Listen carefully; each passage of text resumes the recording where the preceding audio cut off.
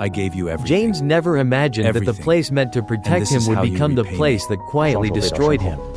For 20 years, his parents' marriage looked solid from the outside, forged through poverty, endurance, and silent sacrifice. Yet beneath that surface lived unanswered questions, unspoken fears, and a growing distance that widened with age. Money began to move in strange directions. Explanations grew thinner, and James was suddenly absent more often than present. His father, Mr. Wan, did not ask out of curiosity but out of fear. Fear that his wife was hiding something. Fear that the money was not just business. And fear that his son was slipping beyond his control. His wife denied everything with calm words and tired eyes. But sometimes denial is the clearest sign of truth left unspoken. Then came the dreams. Night after night she saw James and his father pulling the same rope from opposite ends, neither willing to let go. Until James fell into the mud.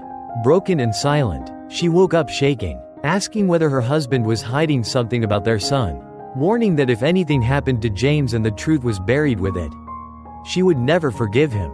Mr. Wan answered not with reassurance but with a threat disguised as love, saying that if anyone put James in danger, he would walk away without hesitation. Yet deep inside he already knew the danger was coming from himself. Far away from those tense conversations, Deep lived a quieter life with little NHI, filled with the warmth of daily routines, baking cakes, cancelled school days, simple meals, and innocent questions. NHI wondered why Uncle James never came, whether it was because she was not a good child, and Deep gently comforted her, saying adults were complicated and promises were heavier than they seemed. The child's words were simple but sharp, asking why adults could not solve problems the way children did, by talking and forgiving quickly. And Deep had no answer because adults love through fear, pride, and silence. James was not a bad son, only a son who was never allowed to be weak.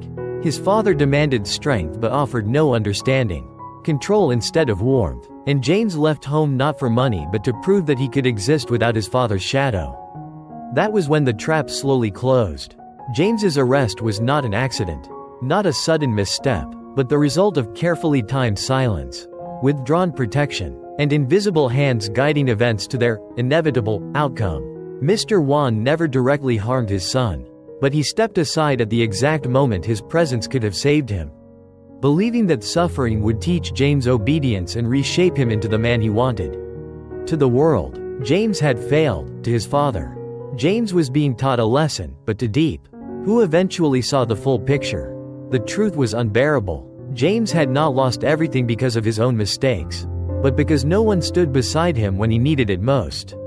A father chose control over compassion. A family chose silence over protection. And James became the price paid for a twisted idea of love. Yes, James was caught in a trap, not set by an enemy, but by a father who loved him the wrong way, believing that breaking his son would make him stronger, forgetting that betrayal does not create strength, only distance, bitterness, and a love that may never return to what it once was.